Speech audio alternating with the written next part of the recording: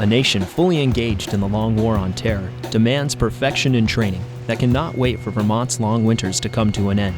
The Green Mountain Boys of the Vermont Air National Guard take their training commitment seriously, and Snowbird prepares them to train in a desert scenario that will assimilate the real-world deployed environment. Snowbird is basically a deployment where we can come down here in the winter.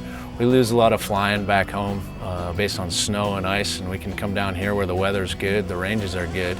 We can bring a lot of ordnance, and basically we can train to deploy, which is essentially what we're doing here. We pick up a lot of people and a lot of bombs. We come down to a strange area and we continue the training that we would do back home, just with a little bit better flying weather to accomplish that training.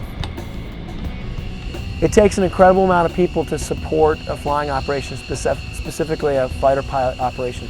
To have 12 F-16s out here, we have just under 200 people. The pilots get to fly them, but it's all the enlisted folk, men and women, that maintain them and fix them when we break them, that make the operation go. So to really launch 12 F-16s out of here for 2 weeks takes just about that number, almost 200 people, to make it all happen. And you have specialists from the crew chief, just like a NASCAR crew chief that's responsible for the jet all the time when it's on the ground, to the specialists like the radar specialists or the weapons specialists that come and work on the systems on the airplane.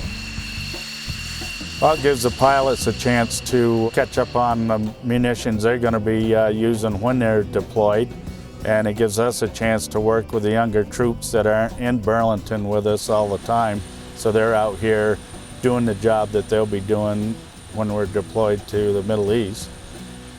We get to work with actual live assets here, and back home we would be working with inerts, and we don't get to do the laser-guided bombs at home and JDAMs, things of that nature, except for building them and training them. But here we go cradle to grave with them and take them right to the aircraft, and then hopefully they don't come back. We're dropping live ordnance out here, and it's only a few places you can do that, so it's as close as you can get to the real thing.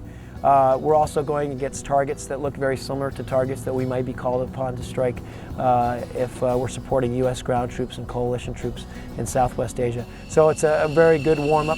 Nothing is ever exactly like real combat, but this is about as close as you can get.